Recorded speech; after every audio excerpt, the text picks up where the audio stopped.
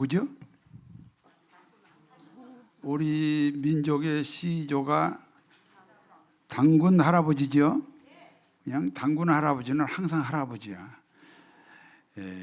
유관순은 항상 누나고.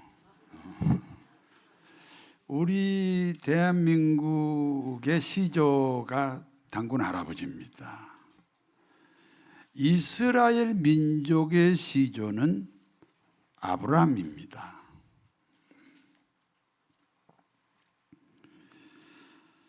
이스라엘 민족의 시조 아브라함에게 하나님이 말씀합니다. 너는 고향을 떠나라.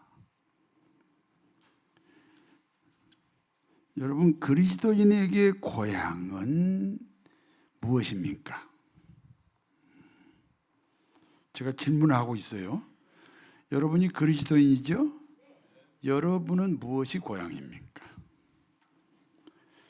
오늘 예배 시간에 핸드폰 가지고 왔어요? 그러면 고향이에요. 핸드폰을 사용하지 않을 건데 왜 가지고 왔어요? 혹시나 벨이 울리면 어떡해? 그냥 차에다 놔두고 가요. 그런데 가지고 왔어요. 고향이에요, 고향. 예배 정성이 모자란다는 거지요. 그 찬양대가 이렇게 찬양을 하더라고. 물론 찬양대뿐이 아니고 우리가 찬양을 해. 근데 가사가 기쁨이야, 기쁨. 그런데 얼굴이 안 기뻐. 그럼 그것도 고향 사람들의 찬양이야. 그런 걸 고향이라 그래요. 하나님이 떠나라고 하는 고향이에요. 예배가 은혜가 되지 않으면 고향입니다. 하나님이 떠나라고 하는 고향입니다. 맡고 있는 봉사가 타성에 젖으면, 습관에 빠지면 마찬가지로 고향입니다. 직분은 있는데 봉사가 없어도 고향이에요. 난 목사잖아요. 직분, 장로, 직분, 권사님, 안수집사, 이 직분인데 그러기 때문에 봉사가 있어야 하잖아요. 없으면 하나님이 떠나라고 하는 고향이 되었습니다. 찬양이 신앙 고백이 아니면 고향이에요. 난 음악을 좋아해. 그러면 안 돼요. 신앙 고백이 찬양이 됩니다. 예수 믿고 구원받았다는 그리스도인에게 전도의 마음이 없어요. 그러면 고향이에요. 여러분, 하나님이 떠나라고 하는 고향 잘 기억해 보세요. 기도 생활의 형식에 빠지면 고향이에요. 자기 발견이 되지 않으면 고향이에요. 자기 발견이라는 말은 내가 모르는 나를 찾아내는 거예요. 그게 자기 발견이에요. 교회 안에서의 모임이 세상 모임과 차이가 없으면 고향이에요. 이제 가을이 됐으니까 여전도의 남성교회에서 열심히 그 야외 활동하세요. 그런데 그 활동이 세상 모임과 같지 않아야 됩니다.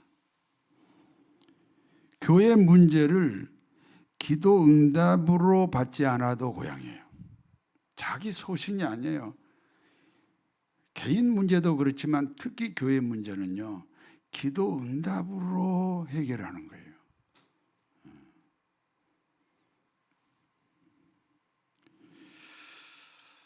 교회 직분을 계급 사회처럼 생각해도 고향이에요. 절대로 계급 사회가 아니에요, 교회는. 더 친한 사람 있고 덜 친한 사람 있어도 고향이에요. 하나님이 떠나라고 하는 고향이에요. 여러분, 더 친한 사람 있고 덜 친한 사람 있지요? 그러면 안 돼요. 그럼 고향이 하나님이 떠나라고 하는 고향이에요. 잘못은 인정하면서 회개가 없으면 고향이에요. 잘못은 인정하는데 회개는 뭐야?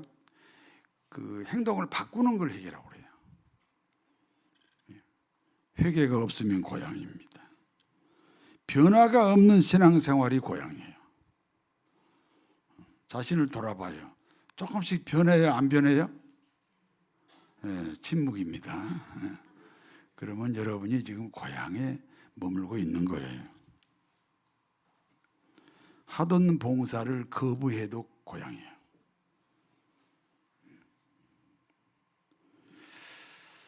지금 토요일 날 6시에 엘리트 제자반 하고 있거든요. 그런데 여러분, 교회 봉사는요, 배워야 봉사하는 거예요. 10년 전에 배운 것 가지고 평생 봉사하려고요? 아니에요. 틈만 있으면, 은혜가 되는 곳이 있다면 찾아가야 돼요.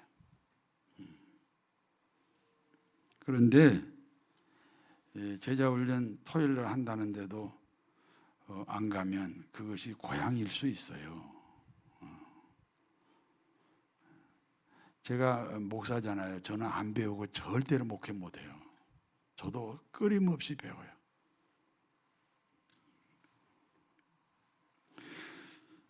그러므로 하나님이 아브라함에게 고향을 떠나라 이렇게 말씀하신 의미는 무엇입니까?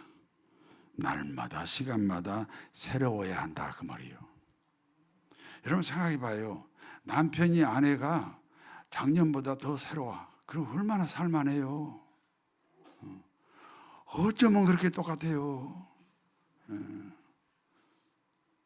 제 말이 이해가 되면 아멘 하세요.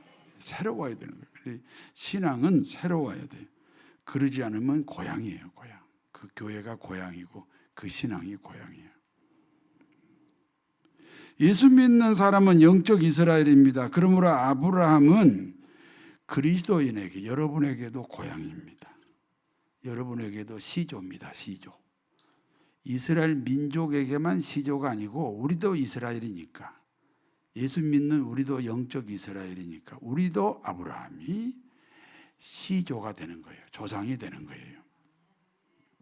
그렇기 때문에 하나님이 아브라함에게 고향을 떠나라고 했다면 예수 믿는 모든 그리스도인들도 고향을 떠나야 합니다.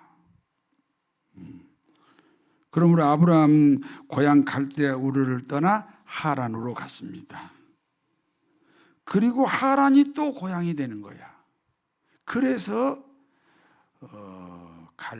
가나안으로 다시 하나님이 떠나라고 하셨습니다. 이제 가나안도 고향이 되면 안 되잖아요. 그래서 가나안이 고향이 되지 않게 하기 위해서 나그네 인생으로 살았다. 가나안 땅에서 나그네 인생으로 살았다. 아브라함이 창세기 23장 4절에 나는 나그네로 살았다. 그러니까 가나안에서 그냥 계속 사는 거예요. 만약에 가나안이 고향이 됐으면 또 떠나라 했을 거예요.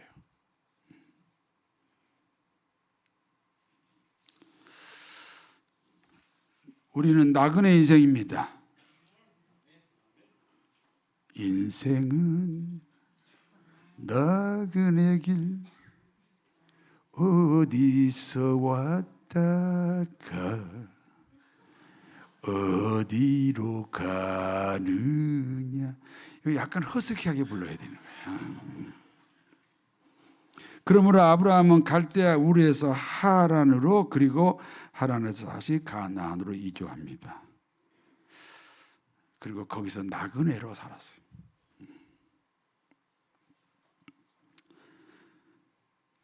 아브라함이 나그네 인생으로 산 가나안은 어떤 곳입니까? 따라서 하나님이 통치하는 곳입니다. 우리 그리스도인은 누가 통치하는 사람들입니까? 하나님이 통치하는 사람들입니다. 그러므로 그리스도인이 사는 곳도 가나안이 되어야 합니다. 어디서 살다 오셨어요? 예배 끝나면 점심 드시고 어디로 가실 거예요? 네, 왜냐하면 우리는 하나님이 통치하는 사람들이기 때문에 그렇습니다.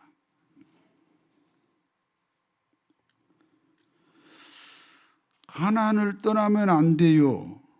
그러나 아브라함의 손자 야곱이 가나안을 떠났어요. 어디로 떠났나요? 애굽 땅으로 갔습니다. 애굽은 누가 통치합니까? 바로 왕이 통치합니다. 바로 왕은 누구예요? 세상 임금. 그리고 세상 임금은 사단 마귀를 가리킵니다. 하나님의 통치를 받아야 할 이스라엘이 사단 마귀의 통치를 받으면 어떻게 됩니까? 노예 신분이 되는 거예요. 저는 노예 아니요. 대한민국 주민등록증을 가지고 있어요. 그러지 말아요. 그 병이 들면 병의 노예가 되지. 가난하면 돈의 노예가 되잖아. 어딘가 현대판 노예가 있어요. 왜냐하면 애굽 땅에 살기 때문에 그렇습니다.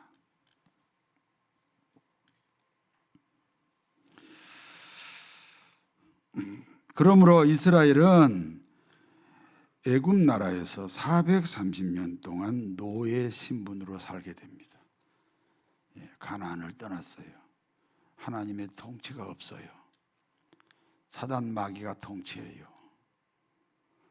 그러니까 세상이 통치한다. 쉬운 말로 세상이 통치한다. 우리는 예수 믿는 사람은 하나님이 통치해야 되는데 예수 믿는다고 하면서 세상이 통치한다. 그래서 노예 신분으로 추락했는데 430년 동안 추락해 있었어요. 드디어 모세를 통해서 이제 애굽을 떠나게 됩니다. 그리고 광야 40년을 보낸 후에 여호수아를 통해서 다시 가나안으로 들어갑니다. 들어가야 돼요. 가나안은 누가 통치하는 곳이에요? 그러니까 우리는 하나님이 통치하는 이스라엘이기 때문에 들어가야 되는 거예요.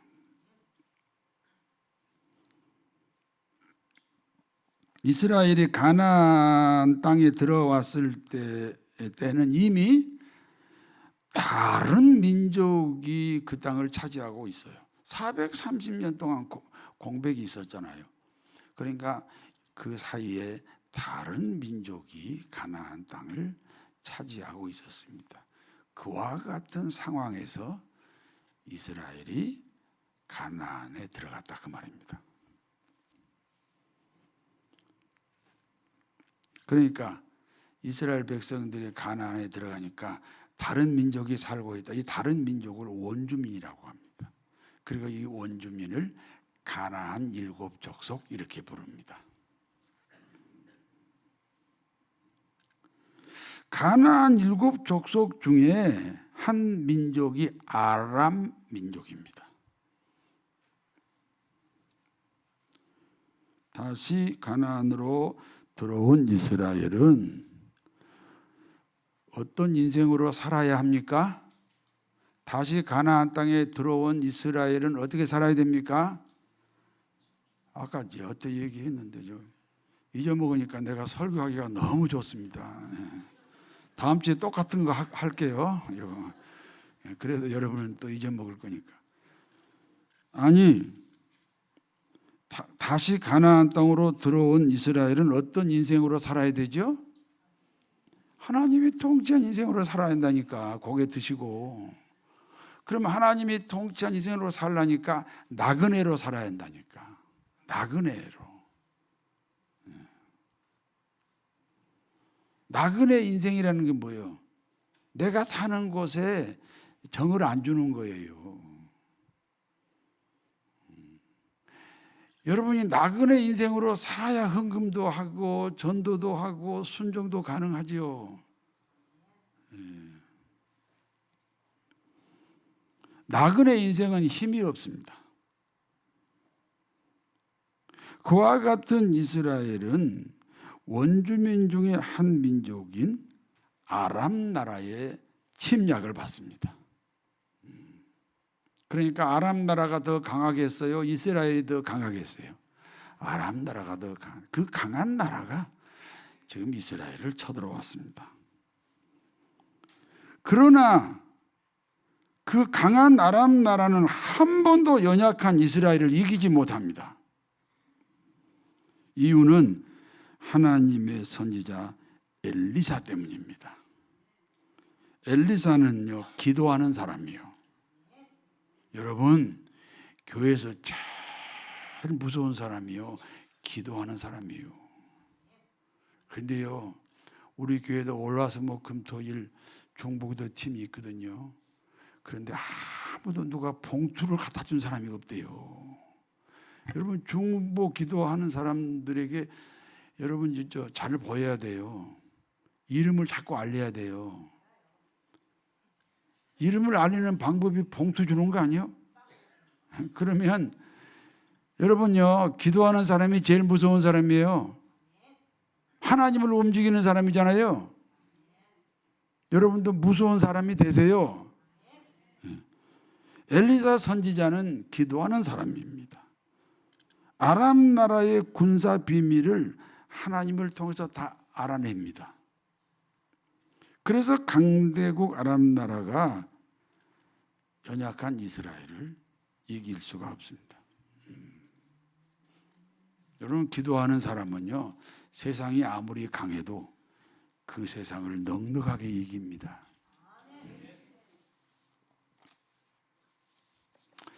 그러므로 아람 왕은 수천 명의 병사를 도단성으로 보내요. 기도하는 엘리사 선지자만 죽이면 되겠다. 그래서 이 엘리사가 거처하는 도단성으로 수천 명의 병사들을 보냅니다. 결국 하나님은 엘리사 선지자를 통하여 그 수천 명의 아람 군대가 맹인이 되게 합니다. 아니, 숫자가 많으면 뭐예요? 맹인인데. 그래서 이스라엘 포로가 됐어요. 이 아람 군대는 엘리사 죽이려고 온 사람들이잖아요. 이스라엘을 침략한 사람들이잖아요. 그러므로 이스라엘 왕은 그 수천 명의 아람 군대를 모두 죽여야 한다고 주장합니다. 그러나 엘리사 선지자는 그 사람들을 살려서 본국 아람 나라로 돌려보냈습니다. 당연히 아람 나라 입장에서는 고마운 일이지요. 그러므로 다음 순서가 뭐예요? 평화협정을 해야지.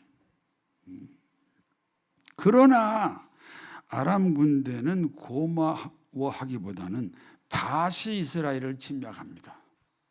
다시 침략합니다.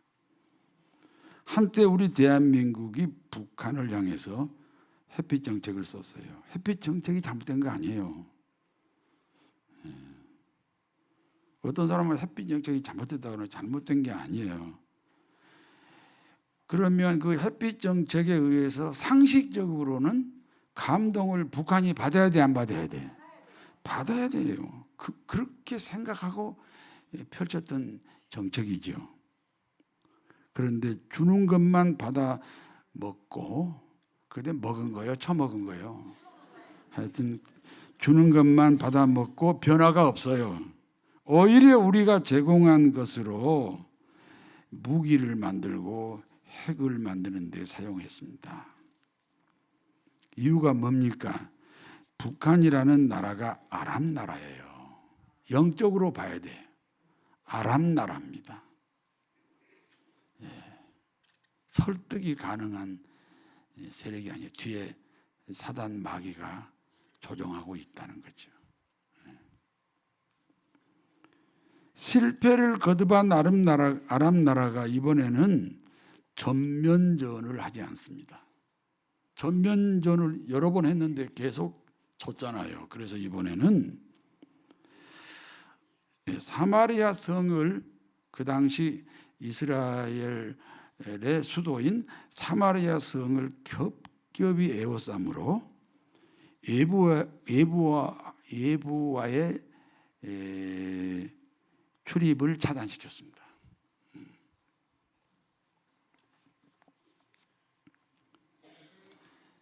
예부하고 차단시켰으니까 물도 떨어지고 식량도 떨어지고 모든 의식주가 떨어지겠지요.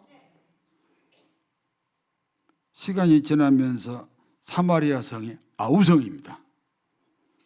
그러므로 나귀 머리 하나에 은 80세겔입니다. 레위기 11장 4절에는 나귀는 부정한 짐승이에요. 그러므로 먹을 수 없는 이스라엘 백성이 먹지 못하도록 금지된 나귀 머리 하나가 은 80세겔이에요. 은 1세겔은 노동자 4일 품삯입니다. 그러므로 나귀 머리 하나가 6,400만 원이에요.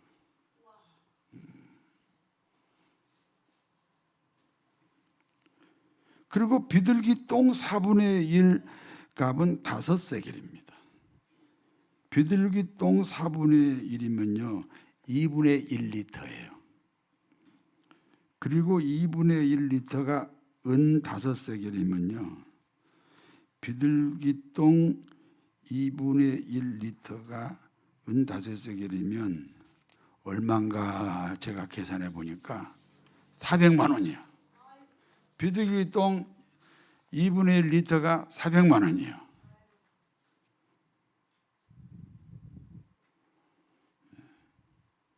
아니 지금 죽게 생겼는데 비둘기 똥 아니라 무슨 쥐똥이라도 먹어야지 지금.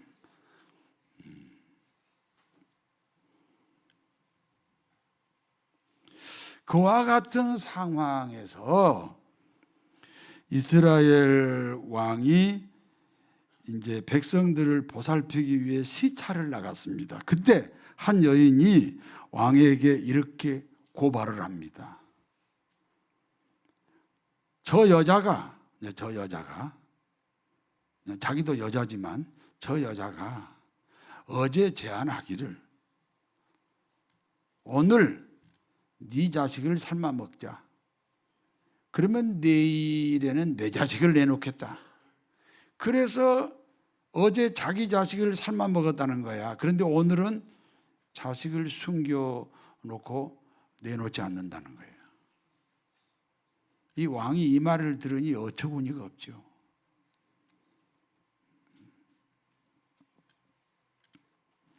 그래서 옷을 찢었다 그랬어요. 옷을 찢었다는 말은 마음을 찢었다는 것입니다. 내가 다스리는 이스라엘 나라에 이와 같은 비극이 생겼다는 사실에 분통이 터졌어요. 그리고 엘리사를 원망합니다. 그리고 엘리사를 죽이려고까지 합니다. 사실 누구 덕분에 나라가 이렇게 보존됐는데 이제는 죽이려고 합니다. 이 모든 원인이 엘리사 당신에게 있었다는 거죠. 주어진 환경, 특히 원치 않았던 환경은 하나님의 메시지입니다. 여러분 원치 않는 환경이 있어요 없어요? 그게 하나님의 말씀이에요. 그래서 자기를 발견해야 돼요. 자기를 돌아봐야 돼요. 그러나 그 당시 담임 목사인 엘리사를 원망했다는 거지. 이스라엘 왕의 이야기는요 우리 이야기이기도 합니다. 아람 군대로 인하여 이스라엘의 형편은 참담함 그 자체입니다. 아람 군대로 인하여 이스라엘의 형편은 참담 그 자체입니다. 그와 같은 때 성문 입구에 나병 환자 4명이 살고 있습니다. 나병은 어떤 병이에요? 나병. 몸이 썩어 들어가는데도 감각이 없어요. 아프지 않아요. 자신의 손가락이 떨어져 나가는 것도 몰라요. 저는 제가 겪었어요. 소록도에 가서. 자신의 손가락이 떨어져 나가도 몰라요. 자고 일어나니 기가 하나가 떨어져 나갔어요. 아프지 않아요. 그러므로 나병 환자들의 소원이 뭔지 아세요? 바늘로 꾹 찔렀을 때 아팠으면 좋겠다.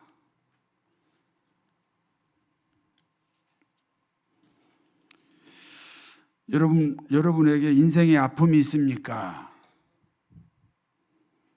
아픔이 있다는 사실이 축복입니다. 자식 때문에, 부모 때문에, 형제 때문에, 사업 때문에, 직장 일터 때문에 아픔이 있다. 아픔이 있다. 감각이 있다. 그게 축복이에요. 아니, 나병 환자에 비교해봐요. 얼마나 축복이에요.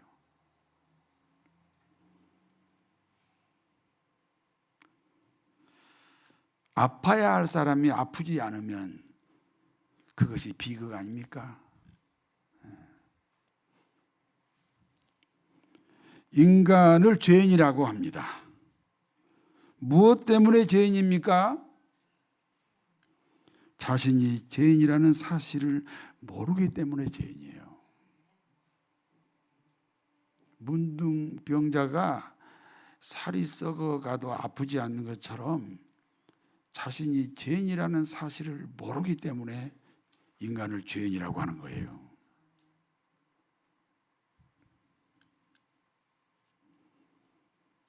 주님이 말씀합니다. 나는 의인을 부르러 온 것이 아니라 죄인을 부르러 왔다. 본인이 죄인이라고 고백해야 주님의 용서가 있다는 사실을 기억하시기 바랍니다. 그러므로 모든 사람은 태어날 때 제 감각이 없었던 나병 환자였습니다.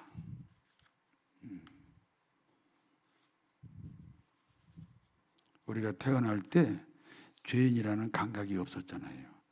그러니까 우리가 태어날 때 나병 환자로 태어난 거예요. 그런데 어느 날 죄인이라는 고백이 생겼어요. 죄인이라는 고백은 죄에 대한 감각이 생겼다. 어떤 의미에서 나병이 치료된 것과 같아요. 그래서 예수 믿는 사람을 치료받은 나병 환자 이렇게 불러요. 실제로 이스라엘에서 예루살렘 성전 입구에 치료받은 나병 환자가 들어갈 수 있는 곳 이렇게 써 있어요.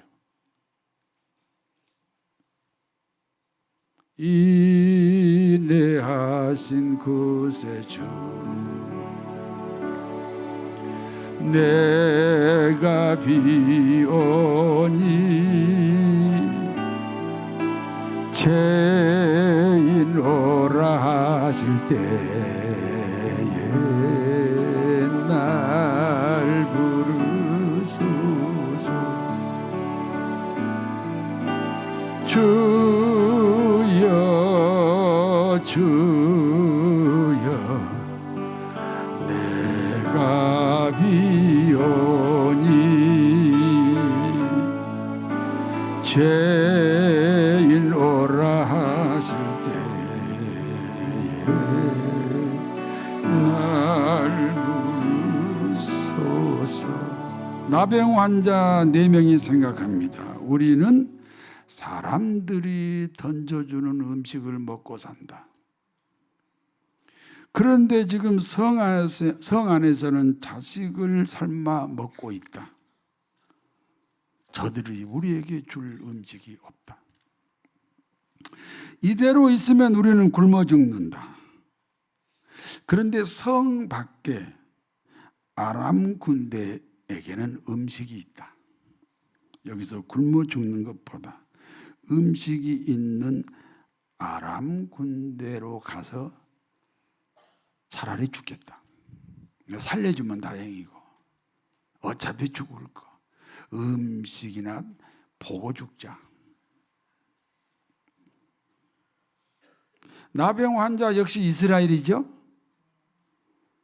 그러니까 나병 환자 4명이 아람 진영으로 지금 항복하러 가겠다는 거죠. 성 안에서는 항복 안 하려고 자식을 삶아 먹는 지경까지 이르렀는데 항복하러 가겠다는 겁니다. 그래서 나병 환자예요. 나병 환자들이요, 아람 진영으로 왔습니다.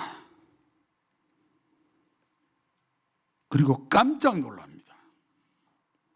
아람 진영에 아람 군대가 없습니다. 이 군대 때문에 지금 성 안에서는 악이 다툼이 일어나고 있는데 실제로 아람 군대가 한 명도 없습니다. 그러니 이 나병 환자 4명이 얼마나 놀라겠습니까? 여러분은 왜 안 놀라시죠? 이유가 무엇입니까? 아람 군인들에게 강한 군대의 소리가 들리게 했습니다. 아람 군인들이 이렇게 말합니다. 이스라엘 왕이 헷나라와 애굽 나라에게 용병을 요청했나 보다. 그러니까 헷나라하고 애굽 나라의 군사들이 지금 우리 뒤통수를 친다. 소리 들어보니 우리보다 10배나 더 강하다. 우리 이대로 있으면 진멸이다.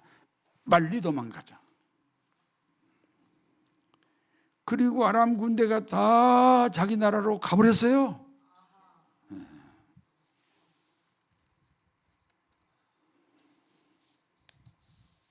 하나님은 무엇 때문에 그와 같은 방법으로 이스라엘을 도우셨나요? 여러분, 강한 군대의 소리가 누가 그렇게 역사하셨지요? 하나님이. 왜 하나님이 그런 방법으로 이스라엘을 도우셨냐라는 질문입니다. 아람 나라는 불신 세계입니다. 사단 마귀가 통치합니다. 우리 그리스도인은 신앙의 세계, 하나님이 통치합니다. 여러분은 누가 통치해요? 하나님 통치합니다.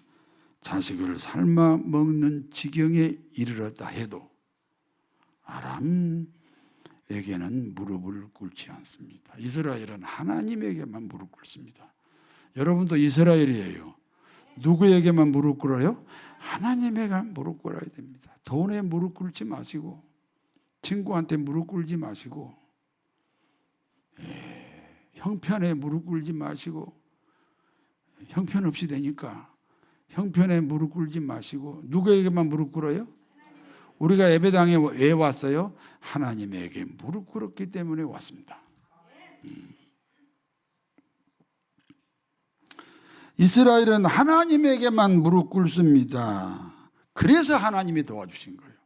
자식을 삶아 먹는 처참한 지경에 이르렀다 할지라도 아람 군대에게 무릎 꿇지 않아. 하나님에게만 무릎 꿇어요. 그래서 하나님이 도와주신 거예요. 아람 군인들의 귀에 강한 군대의 소리가 들리게 해서 우리가 이대로 있으면 전멸이다, 빨리 도망가자. 그런 방법으로 하나님이 이스라엘을 도와주셨습니다. 그러니까 4명의 나병 환자들은 아람 군인들이 남기고 떠난 음식을 먹습니다. 4명의 나병 환자들은 아람 군대가 남기고 간 옷을 입습니다. 보석으로 몸을 치장합니다. 기뻐서 뛰고 즐거워하고 춤을 춥니다. 우리에게도 이런 세상이 왔다 하면서 감격해 합니다.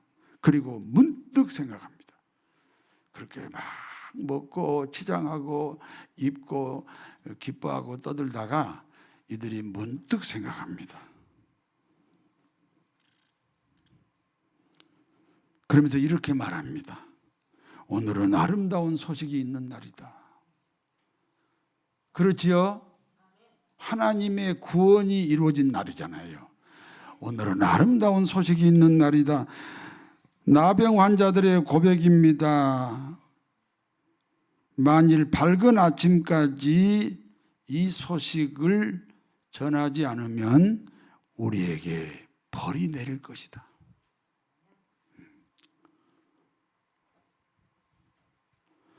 아람 그 나병 환자 4명의 간증이잖아요. 하나님 아람 군대를 하나님의 아람 군대를 모두 물리쳤구나. 그런데 성 안에서는 지금 어떤 일이 벌어지고 있죠? 자식을 삶아 먹고 있어요. 그러면 성 안의 사람들이 왜 이렇게 지금 불행해요? 문을 안 열어요. 성문만 열면 이 구원을 누리는 거예요. 그런데 문을 꽁꽁 걸어 잠궜어요. 그러므로 이 소식을 전하지 않으면 하나님이 우리에게 벌을 내릴 거라는 양심의 소리예요. 실제로 벌을 내리는 거 아니에요. 양심의 소리예요. 문을 열고 나와야 합니다. 나병 환자들이 막 성문을 두드려요. 그러면 성 안에 사람들이 문을 열어줄까요? 그래요. 안 열어주죠. 열어줘야 돼요.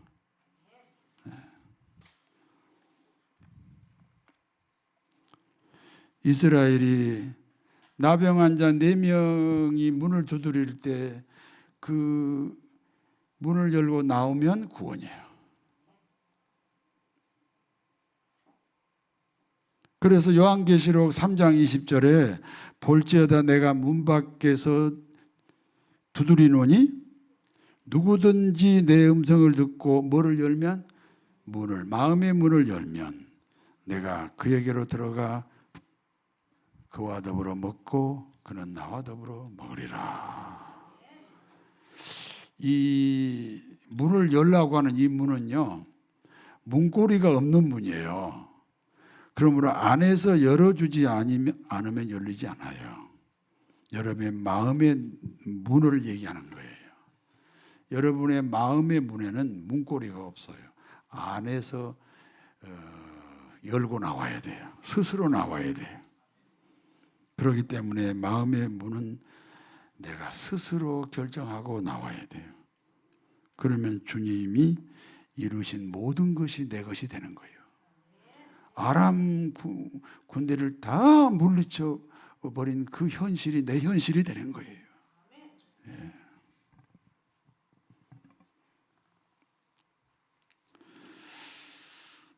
여기까지가 본문의 내용입니다. 이제 본문이 주는 교훈을 말씀드립니다. 나병 환자 4사람이 본 현실은 구원받은 그리스도인의 고백입니다. 세상은 자식을 삶아 먹는 지경까지 왔습니다. 그와 같은 세상을 구원하시려고 주님이 오셨습니다. 죄값은 사망이잖아요. 주님은 그 죄값을 대신 짊어지시고 십자가에 죽으시고 3일 만에 부활하셨잖아요. 지상에 오신 예수님은 하나님이요. 하나님에게는 죽음이 없어요. 그런데 죽으셨다는 것은 나의 죄값 때문에 죽으셨어요. 그리고 3일 만에 다시 살아나셨어요. 예수님은 죽고 사는 분이 아니에요. 그런데 다시 살아나셨어요. 우리의 영생이 되기 위하여 다시 살아나셨습니다. 우리는 그와 같은 예수님을 마음에 영접합니다. 그러면 하나님의 자녀가 돼요. 마치 이스라엘 백성들이 성문을 열고 나왔을 때 아람 군대가 한 명도 없는 것과 같은 상황이 예수님이 나를 위해 죽으시고 부활하신 사건이에요. 우리는 그냥 그걸 믿기만 하면 되는 거예요.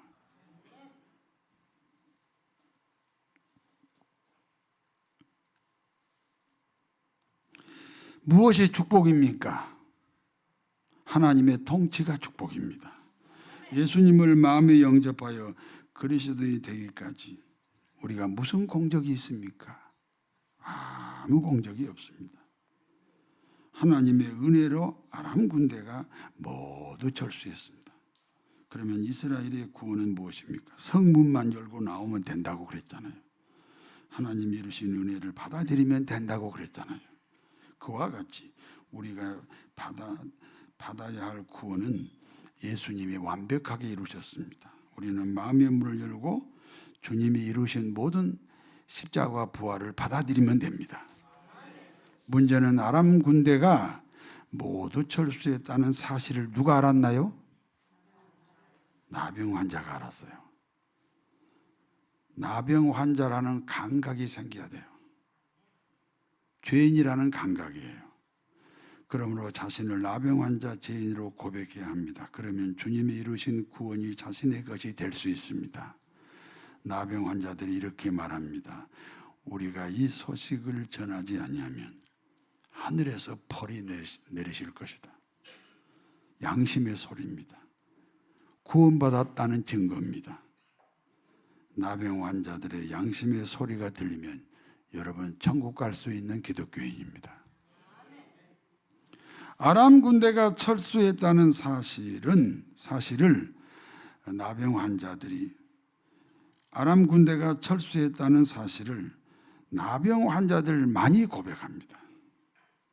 그와 같이 자신을 나병 환자 같은 죄인이라는 자기 고백을 하게 되면 예수님의 구원의 역사가 자신의 역사로 바뀝니다. 이 소식을 전하지 아니하면 하나님이 내게 벌을 내릴 것이다. 이와 같은 양심의 소리가 들리는 복되고 아름다운 성도 여러분 되시기를 진심으로 축원합니다.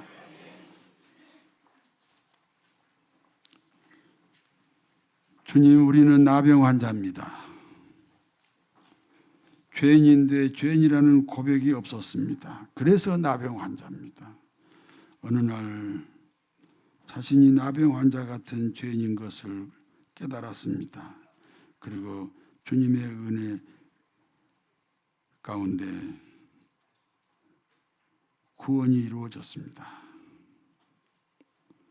내가 이 소식을 전하지 않으면 하늘에서 벌이 내릴 것이다. 양심의 소리가 들리게 하옵소서. 예수님의 이름으로 기도하옵나이다.